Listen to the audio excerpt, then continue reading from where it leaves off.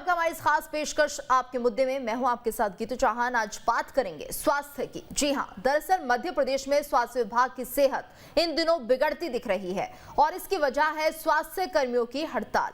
संविदा स्वास्थ्य कर्मी अपनी 41 सूत्रीय मांगों को लेकर हड़ताल पर हैं और अब नियमित कर्मचारियों ने भी 21 से हड़ताल पर जाने के संकेत दे दिए हैं। आज चर्चा इसी मसले पर कि आखिर बार-बार हड़ताल की नौबत क्यों आती है, बातचीत के जरिए समाधान की कोशिश क्यों नहीं होती, चुनाव को नजदीक देखते हुए कहीं ये प्रेशर पॉलिटिक्स तो नहीं है। विपक्ष भी हड़ताल की आड़ में आपदा में अवसर ढूंढ रहा है क्या? अवसर और सियासत की कीमत अस्पतालों में मरीज क्यों भुगते? इन तमाम सवालों के जवाब ढूंढेंगे, लेकिन उससे पहले देखिए ये खास रिपोर्ट।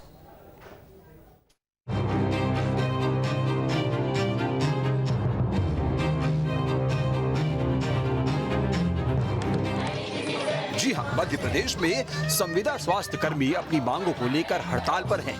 मध्य प्रदेश के अलग अलग जगहों से हड़ताल की तस्वीरें सामने आ रही हैं। जानकारी के मुताबिक एमपी में संविदा स्वास्थ्य कर्मी हड़ताल पर हैं। करीब 32,000 संविदा स्वास्थ्य कर्मी हड़ताल पर चले गए हैं। अब नियमित और आउटसोर्स कर्मचारी भी उनके साथ आ रहे हैं। करीब 1,20,000 नियमित और आउटसोर्स कर्मचारियों का उन्हें समर्थन मिल रहा है। 21 दिसंबर से नियमित और आउटसोर्स कर्मचारी हड़ताल पर जा सकते हैं। समयमान वेतनमान है और 3 और 4 वेतन वृद्धियां हैं और जो 7th पे का कमीशन हमारा 7th पे जो लगा था उसमें हमारा 1.5 साल का सरकार का एरियर है, वो भी हमारा एरियर अभी तक नहीं मिला है। सबसे बड़ी चिंता अब नियमित स्वास्थ्य कर्मचारियों के स्टैंड को लेकर है, क्योंकि अगर वो भी हड़ताल पर चले गए तो मध्य प्रदेश में स्वास्थ्य व्यवस्थाओं का चरमराना तय है। अभी से ही अस्पतालों में व्यवस्था बनाए रखने में दिक्कतें आ रही हैं। हड़ताल का असर स्वास्थ्य सेवाओं पर पड़ने लगा है। अगर इसका हल नहीं निकला तो आगे स्थिति और भी खराब हो सकती है, क्योंकि मध्य प्रदेश में हेल्थ इंफ्रास्ट्रक्चर पर पहले से ही काफी दबाव है। जानकारी के मुताबिक विशेषज्ञों के स्वीकृत पदों में से 50% पर स्पेशलिस्ट तैनात हैं। 3,615 विशेषज्ञ पदों पर करीब 50% स्पेशलिस्ट तैनात हैं। मेडिकल ऑफिसर्स के 4,134 पदों पर करीब 81% अधिकारी हैं। एमपी में 3,000 से ज्यादा लोगों पर एक डॉक्टर की बात खुद मध्य प्रदेश मेडिकल काउंसिल ने मानी है, जबकि WHO के मुताबिक प्रति 1,000 लोगों पर एक डॉक्टर तो होना ही चाहिए। एमपी मेडिकल काउंसिल के पास रजिस्टर्ड डॉक्टरों की संख्या करीब 56,000 है, लेकिन इन आंकड़ों पर संशय इसलिए है क्योंकि 1939 से मध्य प्रदेश मेडिकल काउंसिल में रजिस्ट्रेशन हो रहे हैं, लेकिन समय के साथ लिस्ट अपडेट नहीं हुई है। ऐसे में डॉक्टरों की संख्या वास्तविक संख्या से और भी कम हो सकती है। तो आंकड़े हालात बयां कर रहे हैं। ऐसे में अगर हड़ताल का हल नहीं निकला तो स्थिति बिगड़ सकती है। अब सवाल ये है कि आखिर संविदा स्वास्थ्य कर्मियों की मांगे क्या हैं? तो जानकारी के मुताबिक स्वास्थ्य कर्मचारी संगठनों की 41 सूत्रीय मांग है। संविदा स्वास्थ्य कर्मियों को नियमित किया जाए, विभागों में सीधी भर्ती की जाए, पुरानी पेंशन योजना को बहाल किया जाए, नर्सिंग ऑफिसर को ग्रेड 2 वेतनमान दिया जाए, 7वें वेतनमान का लाभ 2016 से दिया जाए, नर्सिंग ऑफिसर को 3 या 4 वेतन वृद्धि मिले, नर्सेज और पैरामेडिकल स्टाफ को नाइट शिफ्ट भत्ता भी दिया जाए। उधर स्वास्थ्य कर्मियों की हड़ताल के बीच सियासतदान इसे आपदा में अवसर के तौर पर देखने लगे हैं। खुद हड़ताल कर रहे कर्मचारियों का कहना है कि विपक्ष के नेता उनसे मिल रहे हैं और कांग्रेस की सरकार बनने पर उन्हें नियमित करने का आश्वासन भी दे रहे हैं। नहीं, विपक्ष पार्टी से कई सारे नेता लोग आए, पीसी शर्मा जी आए, कल राजवर्धन सिंह जी आए थे, लेकिन उनका कहना है कि जब आगामी सरकार आएगी तो उनके वचन पत्र में है कि हम रेगुलर करेंगे। मध्य प्रदेश में अगले साल चुनाव है। ऐसे में विपक्ष जहां इसे आपदा में अवसर के तौर पर देख रहा है, तो वहीं कर्मचारी हड़ताल की टाइमिंग के जरिए शायद अपनी मांगों को मनवाने का इसे एक बेहतरीन मौका मान रहे हैं। यही वजह है कि अब वो आर पार वाले तेवर दिखा रहे हैं। लेकिन बड़ा सवाल ये है कि दबाव और अवसर की सियासत की कीमत क्या मरीजों को नहीं चुकानी पड़ेगी? Team news state. और इस वक्त हमारे साथ खास मेहमान जुड़ चुके हैं डॉक्टर सत्य प्रकाश शर्मा, वरिष्ठ पत्रकार जितेंद्र भदौरिया, प्रदेश कार्यकारी अध्यक्ष संविदा स्वास्थ्य कर्मचारी संगठन मध्य प्रदेश से अनिल पटेल, मीडिया प्रभारी बीजेपी से आनंद जाट, कांग्रेस नेता। आप सभी का बहुत बहुत स्वागत है। तो जिस तरह से हम देख रहे हैं कि लगातार जो संविदा स्वास्थ्य कर्मी हैं वो हड़ताल पर जा रहे हैं, ऐसे में परेशानी मरीजों की हो रही है। आखिर मांगे क्या है ये जानते हैं जितेंद्र जी से। जितेंद्र जी, क्या मांगे हैं संविदा स्वास्थ्य कर्मियों की और कब तक वो काम पर वापस लौटेंगे?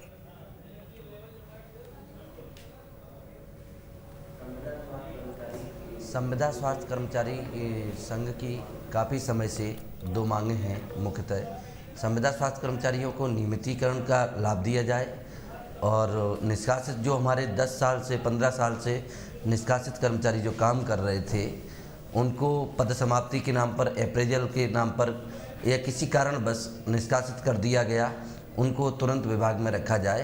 दो मांगों को लेकर के काफ़ी समय से संविदा स्वास्थ्य कर्मचारी संघर्ष कर रहे हैं और माननीय मुख्यमंत्री जी की ऐसी मंशा भी रही। पहले उन्होंने संकल्प भी लिया है कि हम दोहरी व्यवस्था है, संविदा कर्मचारी एक दोहरी व्यवस्था है, अन्यायपूर्ण व्यवस्था है और शोषण की व्यवस्था है। जो माननीय मुख्यमंत्री जी इस बात को मान रहे हैं कि शोषण की व्यवस्था है और उन्होंने संकल्प लिया है कि संविदा कर्मचारी को नियमित करेंगे, तो हम लोगों की यही मांग है संविदा कर्मचारियों को जल्दी से जल्दी नियमितीकरण का लाभ दिया जाए जी, यही मांग करते हैं। ठीक है। अनिल जी भी हमारे साथ जुड़े हुए हैं। अनिल जी, क्या कुछ बातचीत हो पाई है संविदा स्वास्थ्य कर्मियों से, क्योंकि ऐसे में जो सबसे बड़ा खामियाजा है प्रदेश की जनता भुगत रही है?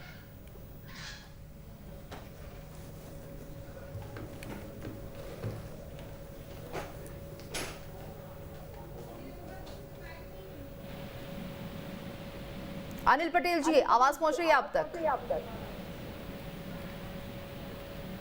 हमारा संपर्क नहीं हो पा रहा, लेकिन आनंद जी, आप क्या मानते हैं इस पूरे मामले पर? अब कहीं ना कहीं जो विपक्ष है वो सियासी रोटियां सेकता हुआ नजर आ रहा है, क्योंकि जो संविदा स्वास्थ्य कर्मी है वो विपक्ष के नेताओं से भी मिल रहे हैं। आश्वासन उन्हें ये दिया जा रहा है कि अगर कांग्रेस की सरकार आती है तो उनकी सभी मांगों को मान लिया जाएगा।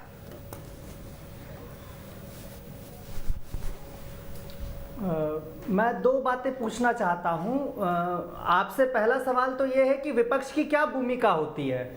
विपक्ष अगर सरकार जो है अगर गलत कर रही है तो विपक्ष अंकुश का काम नहीं करता है। सरकार को सही रास्ते पर ले जाने के लिए जनता चुनती है। विपक्ष का काम यही है। इसमें आपदा का अवसर जैसी शब्दावली पर मुझे घोर आपत्ति है, क्योंकि विपक्ष का काम यही है कि वो सरकार को सही रास्ते पर लाए, क्योंकि आपदा में अवसर गिद्ध ढूंढते हैं। ऐसा नहीं था कि जब हमारे अपने कोरोना के समय में, सुनिए ना जी, ये जी, तो उस दौरान क्या हड़ताल नहीं होती थी? कमलनाथ जी की सरकार के बारे में कुछ कहा आपने? प्लीज बोलिए ना। नहीं, मैं ये कह रही हूँ कि जब कांग्रेस की सत्ता थी क्या उस दौरान हड़ताल नहीं होती थी? देश में हमने 1947 से आज तक जब तक भी सरकार में रहे हैं कभी भी विपक्ष को यह नहीं कहा कि आप देशद्रोही हो, विपक्ष को यह नहीं कहा कि आप आपदा में अवसर ढूंढ रहे हो। कभी भी हमने ये नहीं कहा। हम केवल जनता के साथ उनके वाजिब मुद्दों पर खड़े हैं। हाँ, अब हम मुद्दे पर आते हैं जिस मुद्दे पर बात होनी है जी। वास्तव में अगर आज मध्य प्रदेश में कांग्रेस की सरकार होती तो ये हमारे जो स्वास्थ्य कर्मी भाई बहन हैं जो आज हड़ताल पर हैं, ये हड़ताल पर नहीं होते, काम पर होते और नियमित तौर पर होते। राजस्थान की कांग्रेस की सरकार ने ये करके दिखाया है और छत्तीसगढ़ में ये काम जल्द ही पूरा होने वाला है, क्योंकि टुकड़े टुकड़े में ये काम किया जा चुका है और इसके परिणाम आपको दिखेंगे। और जब मुख्यमंत्री जी 5 जून 2018 को कैबिनेट में इस तरह का फैसला ले चुके हैं कि संविदा की व्यवस्था जो है शोषण की व्यवस्था है, तो आज करने में क्या आपत्ति है? और जिन लोगों ने कोरोना काल में मध्य प्रदेश में जो भी लाज बचाई, जो भी मध्य प्रदेश के लोगों की जान बचाई, वो यही स्वास्थ्य संविदा कर्मी थे या कोई और थे? जिन्हें 10,000 रुपए हर माह देने का वादा भी मुख्यमंत्री जी ने कहा था, लेकिन वो नहीं हो पाया। और आज का एक विज्ञापन दिखाता हूं आपको, ये विज्ञापन देखिए। इस विज्ञापन में लिखा है कि मध्य प्रदेश में माफिया के कब्जे से 23,000 एकड़ जमीन हमने छुड़ाई। तो ये 18 साल से किसकी सरकार थी जो माफिया राज मध्य प्रदेश में पनप रहा है? तो ठीक है सर। मध्य प्रदेश की सरकार कहती कुछ है, करती कुछ है, ये अनिल जी इवेंट भी रह हमारे साथ जाती जुड़ गए है हैं। और संविदा कर्मियों की जी। बातों पर ध्यान देना चाहिए। ठीक है, आपके सवाल भी ले लेते हैं अनिल जी। तो जिस तरह से हम देख रहे हैं संविदा स्वास्थ्य कर्मी हड़ताल पर है, क्या इनसे बातचीत का रास्ता कोई निकल रहा है? क्योंकि लगातार जनता परेशान हो रही है, क्या माना जाए कब तक हल निकल पाएगा? देखिए, निश्चित तौर पे हमारे जो स्वास्थ्य मंत्री जी हैं उन्होंने कहा है कि बातचीत का रास्ता खुला हुआ है और इसका कोई ना कोई तरीका निकाला जाएगा कि कैसे इस चीजों से लाभ मिले हमारे जो संविदा के भाई हैं। और इन्होंने निश्चित तौर से कोरोना में बहुत अच्छा काम किया था और हमारी सरकार ने इसको नोटिफाई भी किया था और कहीं ना कहीं उस चीज को हम लोग मानते भी हैं। लेकिन कुछ चीजें जो सरकारी तौर पे होती हैं, चाहे सीधी भर्ती हो, तो सीधी भर्ती और संविदा भर्तियों के कुछ नियम हैं, कुछ सरकारी तौर पे उन्हें ठीक करने की जरूरत पड़ती है। तो हो सकता है इसमें कुछ समय अवश्य लगेगा, पर निश्चित तौर से मानिए कि हमारी सरकार इस सब चीजों के लिए कटिबद्ध है कि सबको इसका लाभ मिले और इनका न्याय हो पाए इनके साथ। तो इसका प्रयास निरंतर हमारी सरकार के द्वारा किया जाएगा और कर भी रहे हैं हम। जी, डॉक्टर सत्यप्रकाश, आप क्या मानते हैं? क्योंकि जिस तरह से हम देख रहे हैं लगातार संविदा स्वास्थ्य कर्मी तो हड़ताल पर बैठे ही हैं, लेकिन उन्होंने अब इस हड़ताल को कहीं ना कहीं अपनी मांगों से जोड़कर रख दिया है और कहा है कि जब तक मांगे पूरी नहीं होती तब तक वापस नहीं आएंगे। अगले साल चुनाव होने हैं, आपको क्या लगता है, क्या एक प्रेशर यहाँ पर सरकार पर दबाव दिया जा रहा है? क्या लगता है आपको?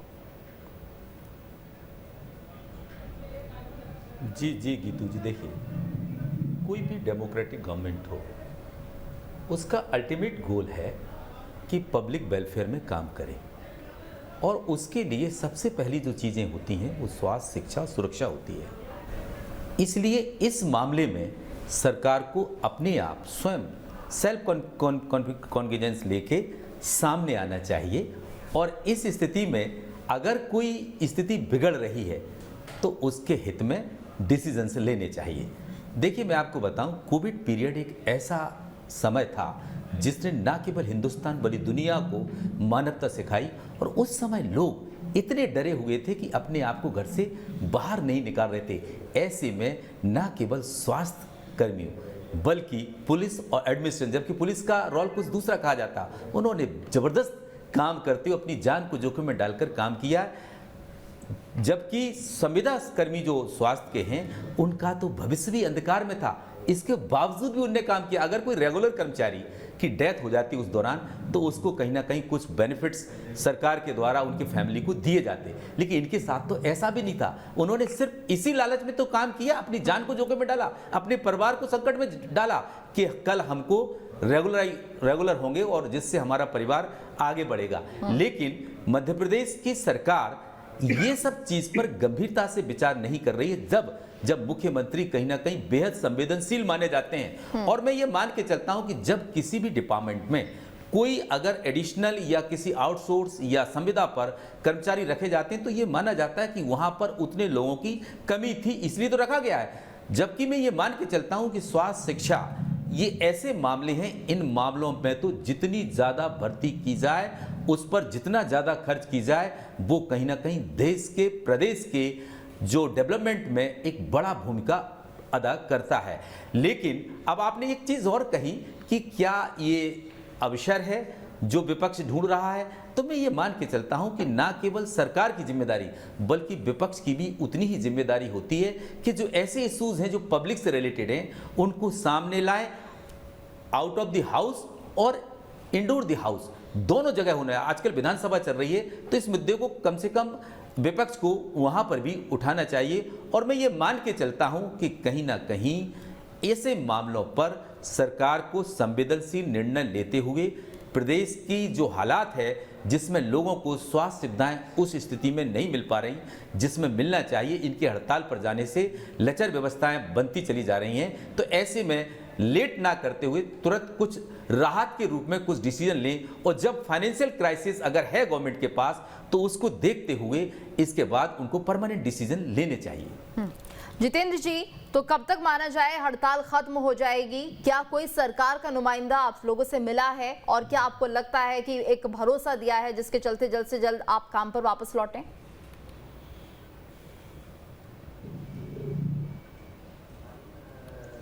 हमारी सरकार से ये गुजारिश है कि स्वास्थ्य विभाग जैसे विभाग में हड़ताल का नहीं होना चाहिए, और जिस सरकार को तय कर लेना चाहिए कि हड़ताल कितने दिन चलाना है। सरकार अगर हमसे संवाद करती है, हमारी समस्या का समाधान करती है, तो हम बिल्कुल हमेशा तैयार हैं चर्चा के लिए। कल तक हड़ताल हो जाएगी, अगर वो परसों बात करते तो परसों तक हो जाएगी। जब सरकार को फुर्सत हो तब हम बात करने के लिए तैयार हैं। और कई बार हमने ऐसा चर्चा की है उनसे पहले भी, हमेशा आश्वासन मिलता है और आश्वासन के आधार पर हमको आगे घुमा दिया जाता है। कई पत्र ऐसे हैं जिसमें एक टाइम लिमिट दी गई है कि आपको हम जून तक कर देंगे, परंतु जून तक नहीं किया गया है। उससे पहले 5 जून 2018 तक की करने की बात की थी, कई विभागों में लागू भी हुई हमारी नीति। उससे पहले भी जा सकते हैं। तो एक कमेटी भी बनाई थी 2013 में। जब जब चुनाव होता है तब एक कमेटी बना करके या किसी न किसी को पत्र दे करके हम लोगों को बिल्कुल ठगा जाता है।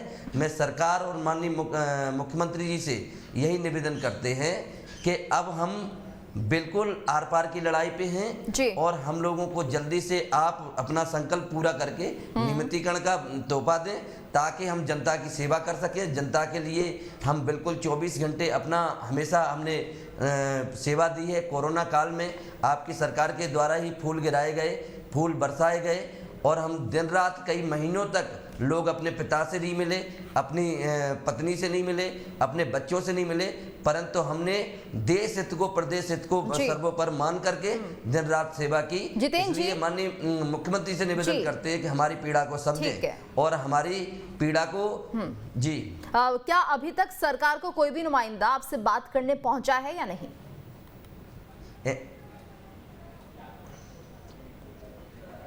नहीं, बिल्कुल एक अधिकारियों से संवाद मेरा हुआ है, परंतु अधिकारी कई बार संवाद कर चुके। पहले भी किया, मैंने पहले भी आंदोलन किया था, तो उस समय अधिकारियों के द्वारा बोला गया कि हम करते हैं, परंतु जब हम हड़ताल को वापस ले लेते हैं, आंदोलन को वापस ले लेते हैं, भूल जाते हैं, तो उन्हीं अधिकारियों के द्वारा हाथ खड़े कर दिए जाते हैं। ऐसे कैसे विश्वास करें?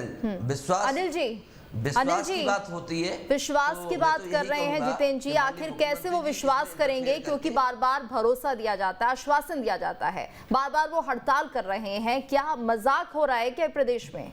कब तक उनकी मांगे मानी जाएगी? देखिए, मैंने पहले भी आपसे निवेदन किया है कि कुछ प्रक्रियाएं होती हैं, जैसे संविदा भर्तियां जो हुई थी, तो संविदा का जैसे अभी अपने साथी बता रहे थे कि कमी होती है, इसलिए संविदा भरते हैं। निश्चित तौर से ऐसा भी है, पर संविदा का अर्थ भी यही है कि हम ये अस्थायी भर्तियां करते हैं। तो जो स्थायी भर्तियां होती हैं और अस्थायी भर्तियां होती हैं, दोनों के नियम थोड़ा अलग होते हैं। तो अब इस अस्थायी भर्तियों को नियमित करने के लिए एक प्रक्रिया होती है, उस प्रक्रिया को पूरा होने में थोड़ा समय लग सकता है। संविदा स्वास्थ्य कर्मियों का तो कहना ये प्रक्रिया तो ना जाने कब से चल रही है। 2020 का जो काल था वो सभी ने देखा, कोविड काल में किस तरह से जहां पर लोग अपनों से भी नहीं मिल पा रहे थे, वहां पर यही लोग थे जो काम कर रहे थे। एक उम्मीद बनती है अनिल जी, अब हम क्या माने, क्या अगर बातचीत नहीं होती है या देरी होती है तो ये संविदा स्वास्थ्य कर्मी हड़ताल पर रहेंगे और जो मरीज है वो ऐसे ही परेशान होते रहेंगे, क्योंकि कोई रास्ता, कोई वैकल्पिक व्यवस्था तो निकलनी चाहिए। नहीं, देखिए, हमारे मंत्री विश्वास सारंग जी ने कहा है कि हड़ताल की वजह से या कोई भी ऐसी वजह से अपनी स्वास्थ्य सुविधाओं पे कोई असर हम पड़ने नहीं देंगे, उसमें दिक्कत नहीं होने देंगे। और निश्चित तौर से हमारा देश कोरोना में ग्रसित रहा है और सभी लोगों ने इसमें काम किया है, इसीलिए हमारा देश इतनी बड़ी मुसीबत से बच के आया है। उसमें हमारे स्वास्थ्य कर्मी भाई भी हैं और उनका योगदान निश्चित तौर से बहुत सराहनीय है। कई लोगों ने वॉलंटरी भी काम किए हैं। अब कांग्रेस देखिए इसमें अपनी रोटी राजनीतिक सेकने का काम कर रही है और इस जलते हुए आग में घी डालने का काम कर रही है। नहीं तो आप उन्हें मौका ही मत दीजिए, आप उन्हें मौका मत दीजिए। करना चाहिए इनको। आनंद जी, पर हमें देखिए भारतीय जनता पार्टी पे ही अपने स्वास्थ्य कर्मियों का विश्वास है, वही अपने वादे पूरे करेगी, वही कर सकती है, इसलिए हमारे भाई लोग हम ही लोगों पर विश्वास कर रहे हैं। कांग्रेस कभी अपने वादे को पूरे नहीं करेगी। भी आपने देखा है कि वे सिर्फ और सिर्फ झूठे वादे करते हैं और अपने वादों से मुकर जाते हैं। किसानों का भी कर्जा नहीं माफ किया। इस वक्त तो संविदा स्वास्थ्य कर्मी कह रहे हैं सरकार झूठे वादे कर रही है, पूरा नहीं कर रही है। अनिल जी, एक बार फिर से आपके पास वापस लौटेंगे। आनंद जी, आपका रिएक्शन। जी देखिए क्या है करे मैं सुन नहीं पाया। कि मध्य प्रदेश में 18 साल से भारतीय जनता पार्टी की सरकार है। अनिल जी 2 मिनट शांति से सुनिए ना। बोलिए आनंद जी। मध्य प्रदेश में पिछले 18 साल से भारतीय जनता पार्टी की सरकार है और इसमें एक पूरी पीढ़ी मध्य प्रदेश की बर्बाद हो गई है बेरोजगार रखकर, और ये भाजपा ने किया है। और आज ये जो संविदा स्वास्थ्य कर्मी जो मेरे भाई और बहन बैठे हैं, इनमें से कुछ ऐसे हैं जो 15-15 साल से 17-17 साल से स्वास्थ्य सेवाएं दे रहे हैं। या तो कमल पटेल जी झूठ बोलते हैं, आपके कृषि मंत्री, जिन्होंने 21 सितंबर 2020 को विधानसभा के पटल पर यह स्वीकार किया था कि किसानों की कर्ज माफी हुई, 27 लाख किसानों की 11,000 करोड़ की कर्ज माफी। या अनिल पटेल जी झूठ बोल रहे हैं। और मुद्दे से मत भटकाइए, मैं आपके बीच में नहीं बोला था। आज स्वास्थ्य कर्मियों की बात हो रही है, संविदा कर्मियों की, और 18 साल का समय कम रहता है। जिन वादों को आप पूरा करना चाहते थे सब पूरा कर सकते थे। एक पूरी पीढ़ी बर्बाद की है आपने, और आज कह रहे हैं कि भाजपा पर भरोसा करें। मध्य प्रदेश का युवा भरोसा नहीं करेगा, मध्य प्रदेश के स्वास्थ्य संविदा कर्मी भरोसा नहीं करेंगे, माताएं बहनें आप पर भरोसा नहीं करेगी, और किसान तो आप पर भरोसा पहले ही छोड़ चुका है। कैसी बातें आप करते हैं? कांग्रेस पार्टी करती है और आप लोग इसी तरह झूठ बोलते हैं, और मैं बड़े दावे से कह रहा हूं कि आप लोग फिर से ठगने का काम कर रहे हो। झूठ और आगे या तो आप जनता के सामने आप बेनकाब होगे। इसी झूठ, छल और फरेब का कारण रहा है कि आपको गुजरात की जनता ने नकार दिया है और आपको सुप्रसाद करने का काम किया है, और भारतीय जनता पार्टी को 56 सीटें दिलाई है। आप लोग सिर्फ झूठ और फरेब का काम करते हैं। न आप लोगों ने किसानों का कर्जा माफ किया, न युवाओं को 4,500 रुपए दिया, बल्कि संबल जैसी गरीबों की योजनाओं को भी बंद करने का काम आप कांग्रेस पार्टी ने किया है आनंद जाट जी। और आपका काम सिर्फ इतना रहा है कि झूठ बोलो, तेज से बोलो और बार बार बोलो। बस इसी एजेंडे पे कांग्रेस काम करती है और कोई काम नहीं है आपका। एक बच्चा देख रहा है। सत्य प्रकाश जी, फिलहाल इस मौजूदा स्थिति पर आपका आखिरी कमेंट लेना चाहूंगे। जी गीतू जी, आपने लास्ट टर्न पर ये बोला था कि क्या ये प्रेशर ग्रुप की तरह काम करते। देखिए ये पुरानी परंपरा है कि जब भी कोई ग्रुप अपनी मांग मनवाने के लिए या नई चीज़ को सरकार में लाने के लिए ये प्रयास करते हैं, लेकिन आजकल एक ट्रेंड आ गया है कि जब भी इलेक्शंस नज़दीक होते हैं उस समय ऐसे ग्रुप्स कहीं ना कहीं सरकार पर दबाव बनाने का प्रयास तेज कर देते हैं। साथ ही रूलिंग पार्टी यानी कि जो गवर्नमेंट होती वो भी यही टाइम देखती है जिससे कि वो उनके जो मांगे हैं उन पर डिसीजन लेकर आने वाले इस पर डिसीजन हो जाना चाहिए। संविदा स्वास्थ्य कर्मी जो मांग कर रहे हैं, ट्रेंड आजकल राजनीति में या समाज में बिल्कुल बातचीत होनी चाहिए, बीच का रास्ता निकलना चाहिए, जिससे कि मरीजों को भी परेशानी ना हो। संविदा स्वास्थ्य कर्मियों की जो मांगे हैं वो भी आसानी से पूरी हो जाए। बहुत बहुत शुक्रिया आप सभी का हमारे साथ इस चर्चा में जुड़ने के लिए, और इसी के साथ इस खास पेशकश में इतना ही।